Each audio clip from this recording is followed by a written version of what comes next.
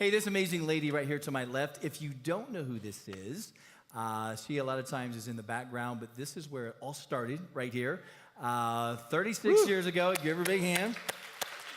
And this is Sue Blakely, and I say it started 36 years ago because I love to hear the story. I love to tell the story because I've watched her now for, 22 years. I've watched her for 22 years. And a lot of times, sometimes in ministry, there's kind of, I hate to say this, but sometimes there can be like power struggles and weird things like that. I have watched a lady for 22 years do nothing but pursue the heart of God.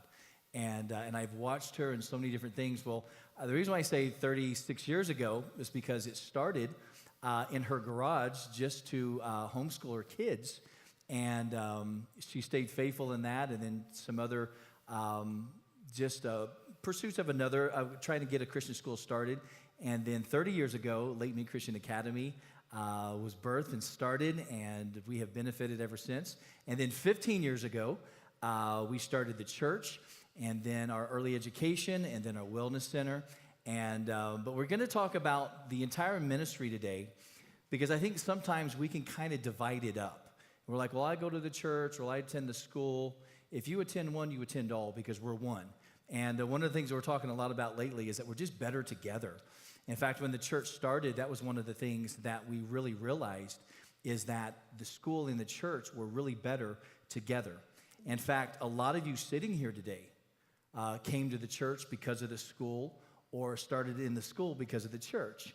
And so it all started, again, 36 years ago. And so if you don't know this lady, you're missing out, and she's been a real blessing. Today, though, we're going to talk about just the state of the ministry and kind of where we're at and what's going on. And we got a big give day coming up, and so we're going to kick that off. So in 1990, I was a ninth grader, and I came and we did our family interview with you. And so it has been a joy to serve beside you in several different capacities. And so will you share with us just a little bit? We're going almost to 30 years now. Mm-hmm. Will you share just a brief history and some of the story of Lake Mead? Okay. Well, I brought some photos from the Lake Mead story. So we'll start off with the fact that, as Eddie said, we had another Christian school that just kind of suddenly it wasn't there, and so we were homeless. And so we didn't have a humble beginning, we had a homeless beginning. So we started off here in the Henderson Presbyterian Church. They opened their doors and allowed us to come in. And then we outgrew that first year, so we had these lovely portables that we were able to They were so ugly. They were not lovely. They were parked on the back. Yeah, but they were a blessing. Yes. They were a blessing. And we had one person that said about those portables, you got to come inside. It's not the outside. Come inside. So here's what it would look like inside. We did video school. And that lower picture, the guy in the bright blue shirt with hair was Pastor Mike. There we go. He was a teaching assistant even before he was out of high school. So we outgrew that, and the Baptist church opened their doors to us. This is what it looked like for our elementary kids to be over in the Baptist church. Then we got this awesome blessing of land. Mm-hmm. Across the street, South Campus, 5.5 acres. We put some portables, once again, there at the front. And so we were operating in 3 locations at that point, the Presbyterian Church, the Baptist Church, and right there. So we went to work on a capital campaign and began to build a building. So as the building went up, you can see the portables at the front, building went up. We had a group of happy staff kids there because they'd worked their little tails off to get that building going. And so it was finished, but we outgrew it. About 2 years, we outgrew it, and we pulled portables onto the site again. And so we grew that way because the building campaign had been really difficult. And I said, we are not building another building. But we had a little extra land, so we went to work, built another building. And so the South Campus, as it now sits today, fully built out. And we sliced and diced that property every way we could imagine to make room. But we knew that we would either stagnate or expand. So we chose expand. And we received this property right here, 14 acres of property, and we began to plan. And as we planned, we then had a big party to celebrate. We're ready to build, and then we began to build.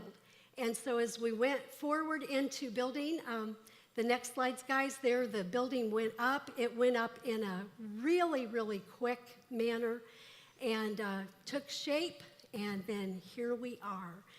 Just so blessed with what we have here. Yeah.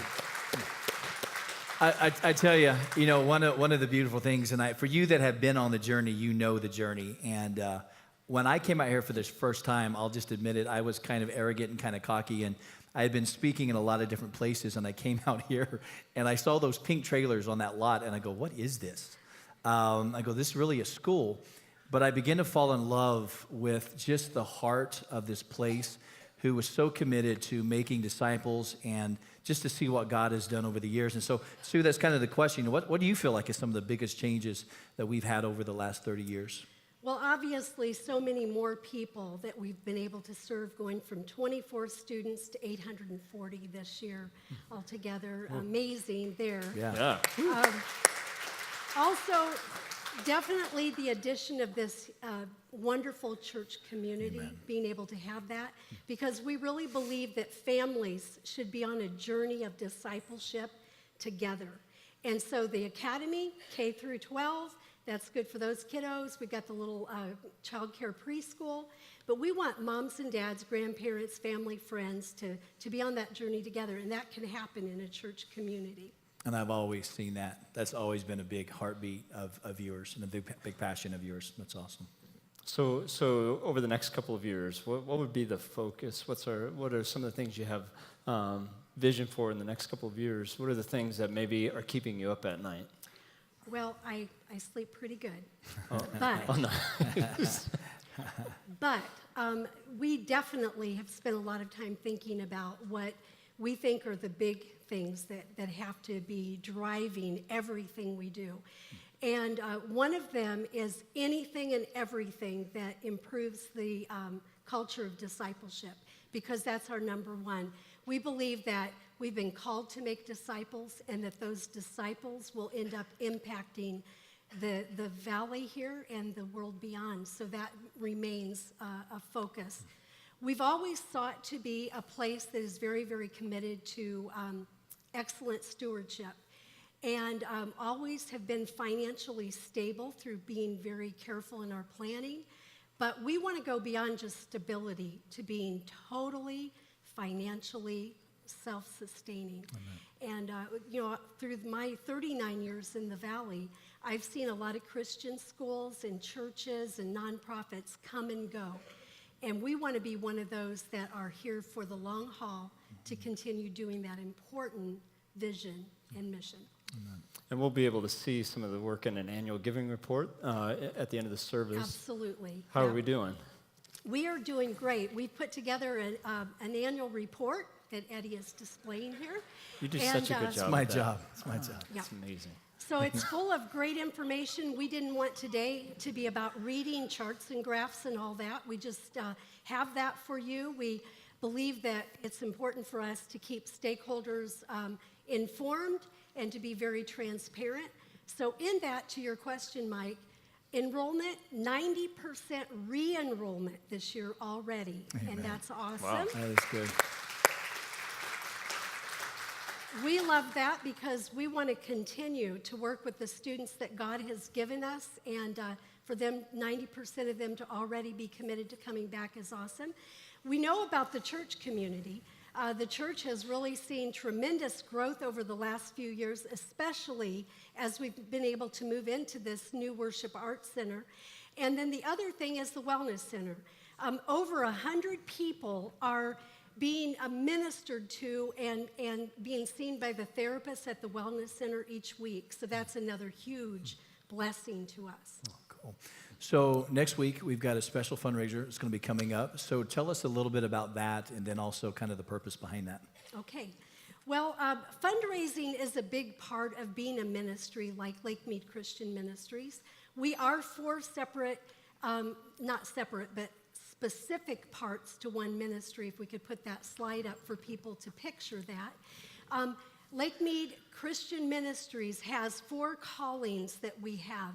And so as those are carried out, Each one of those pieces works really hard to have an operational budget that is committed to the revenue and the expenses balancing, but that doesn't build buildings. And we just saw the pictures and the story of what God has done.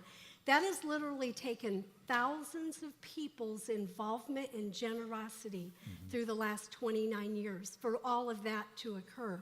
So what Give and Grow Week is it's a part of a plan that we have that we've put together with a consultant for our ministry to help us to become totally financially sustainable. It's a time for the whole ministry to come together in a concentrated and collaborative time to give and to be generous, just like our service is about today. It's good. I want to say one thing. You know, it's funny because we're up here being formal. This is something we've been talking about for weeks and months. And sometimes people will go, you know, I attend the church, but I don't attend the school. I don't have kids in the school. So what does one have to do with the other? When we started the church 15 years ago, we came to the conclusion that we are better together. And this is who God has called us to be. And so we can't fully be everything God has called us to be without an academy. We can't be everything God has called us to be without a wellness center, without a church, without the early education. So don't look at yourself as I attend the church. We're one ministry, and we have found out that we are better together. When you give to the church, all of the money goes to the church. But what we found out that collectively, with the school, with the academy, with everything that's going on, we can do so much more together because this is what God has called us to do. And so I really, really want that to be clear. Sometimes people ask those questions. That's good. That's good. Thank you for sharing the story. I think it's important. There are a number of new people in here that may not have known that full story, so thank you.